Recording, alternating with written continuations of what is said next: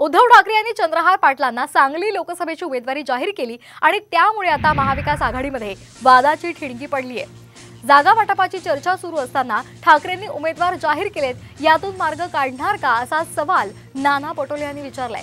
तर आम्ही दिल्लीतले नेते आणि पटोलेंशी चर्चा करू आणि मार्ग कसा काढायचा ते बघू असं प्रत्युत्तर राऊतांनी दिले। अजूनही चर्चा चाललेली आहे। त्यांनी जाहीर केलं असेल तरी ते चर्चेमधून काही ना काही मार्ग त्याच्यातून निघेल। आज संध्याकाळपर्यंत त्याच्यातलाही मार्ग निघेल अशी आमची अपेक्षा आहे। आता अलायन्समध्ये राहून सुद्धा काल उद्धव ठाकरे साहेबांनी ज्या पद्धतीने जाहीर केलेलं आहे ते खऱ्या अर्थानं आहे प्रॉब्लेमॅटिक, पण तरीसुद्धा आम्ही त्याच्यातला मार्ग काढण्याचा प्रयत्न करू। आम्ही त्यांच्याशी चर्चा करू, दिल्लीतल्या प्रमुख नेत्यांशी, नाना पटोलेंशी।